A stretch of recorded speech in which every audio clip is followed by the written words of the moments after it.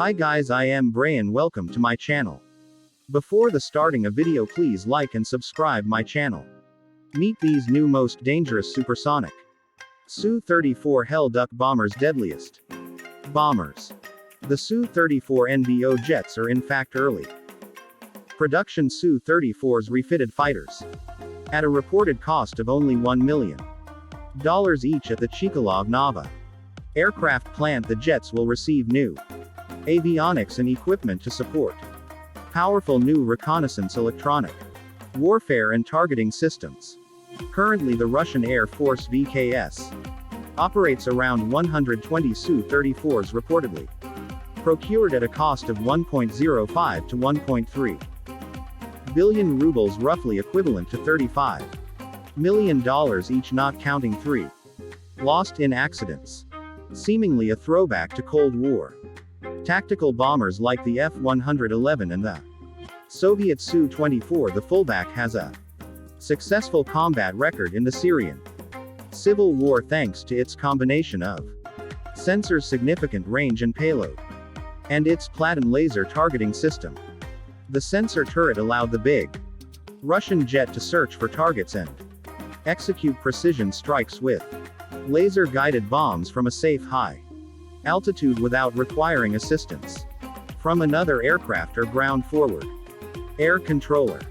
Furthermore, the Su-34 can carry air-to-air and air-to-ground weapons on 12 hard points and can strike targets up to 2,500 miles away with a full 8.5-ton weapons load, or even further when benefiting from air-to-air refueling. Unlike most other types of Russian combat aircraft deployed to Syria, not a single Su-34 was lost to accidents or enemy fire. 2 Su-34 prototypes also reportedly participated in Russia's Second Chechen War and the Russo-Georgian War by providing escort, jamming and precision strike support. The fullback at its origin is a heavily enlarged 2-seat bomber variant of Russia's flanker family of agile twin-engine multi-role fighters. Though the Hell-Duck's fighter pedigree is reflected in its capability to surge to around twice the speed of sound at high altitudes and withstand maneuvers exerting more than 9 times the force of gravity, it inherits the more comfortable side-by-side seating cabin of the Su-24, making it easier for the crew to endure missions that may last 6 to 10 hours. The Su-34 second crew member, a weapon systems officer, can take on more efficiently operating the jet's navigation, sensor and weapon systems, while the other focuses on flying. While the Su-34 isn't as nimble as a true fighter, as reflected in its low thrust-to-weight ratio of 0.68, it retains significantly greater air-to-air combat capabilities than the Su-24, thanks to its sensors and compatibility with modern short-range R-73 heat-seeking missiles in long-range R-27 and R-77 radar-guided air-to-air missiles. That has allowed the VKS to more flexibly dispatch Su-34s armed with air-to-air missiles without fighter escort.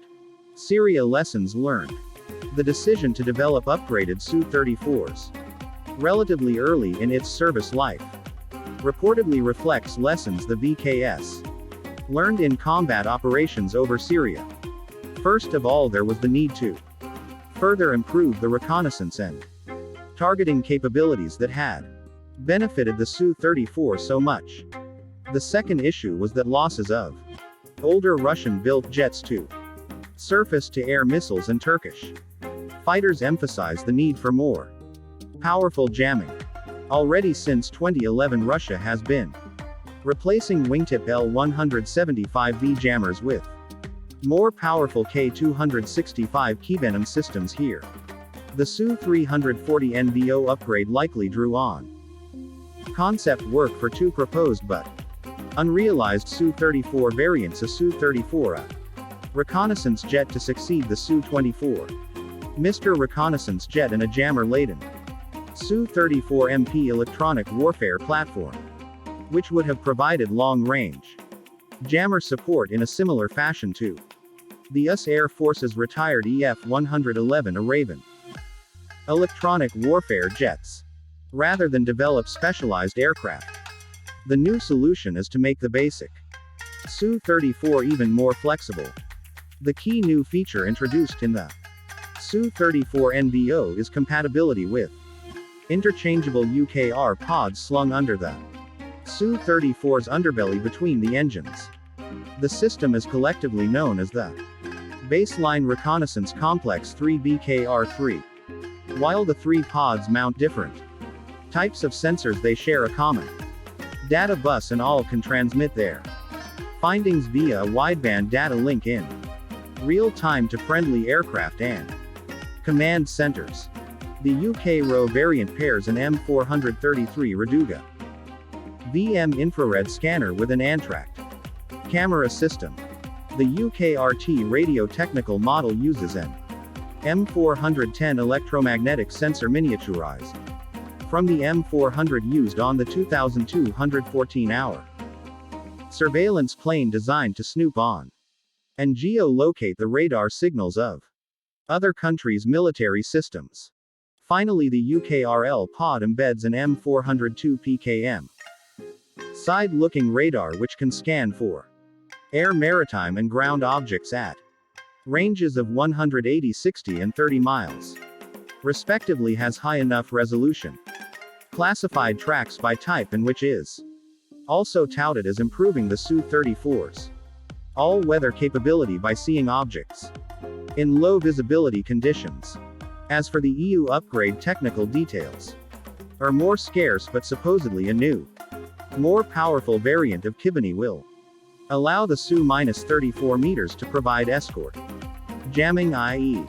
protection for other nearby aircraft, rather than serving purely for self-defense.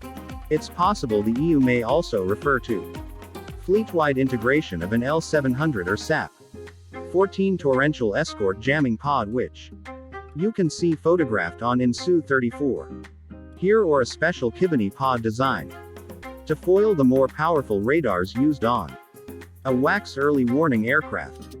The Su-34 NVO also was vaguely alluded to as being compatible with additional types of guided weapons, though the fullback already was compatible with a very wide variety. The new weapon is believed to refer to integration of the KH-101 and nuclear-tipped KH-102 stealth cruise missile currently hefted by Russian 295 MiS and 2,160 bombers which combat tested the KH-101 in Syria. It's assessed that a Su-34 could carry two, implying the Su-34 may have acquired an expanded role as a nuclear strike platform. Looking ahead, the Su-34 meters. In May 2020, Moscow also placed an order for 76 brand new Su-34 MiS to fully replace the Su-24 jets still in VKS services. A prototype is planned to fly in 2022, and deliveries of production Su-34 milliseconds are expected in 2027, with a production rate of 8 to 14 aircraft per year, resulting in a total fleet of around 200 Su-34s. The Su-34 meters will feature new technologies in addition to the capabilities introduced on the Su-34 NVO upgrade, including a modernized K-102 meters navigation / attack and negative 141 million shillings radar subsystems and Elbrus microprocessor, new cockpit displays and an open architecture computer system. While the Su-34's AL-31F engines will remain unchanged, a new radar is also envisioned, though details are scarce. For all its efficiency in a counter-insurgency context in Syria as a non-stealth aircraft, the Su-34 would undoubtedly face stiff challenges if used in a high-intensity conflict due to its visibility in radar and mission of penetrating defended enemy airspace to strike key targets behind the front line. Russia is ushering into service Su-57 stealth fighters and Oconic V stealth drones, which could perform some of these High-risk penetration missions, but there will not be enough, and they lack the range and payload to offer a substitute for the fullback in such a high threat environment. Fullbacks would rely on skimming close to the Earth using their radar's terrain avoidance capabilities and surging to supersonic speed to shrink the reaction time of hostile air defenses, batteries and fighters as much as possible. The addition of more powerful EU systems in the Su-34 NBO and Su-34 meters surely reflect additional effort to mitigate the dangers that mission entails for Russia's unique supersonic fighter bomber. Thanks for your attention. If you enjoy from this video, please like and subscribe it. See you soon.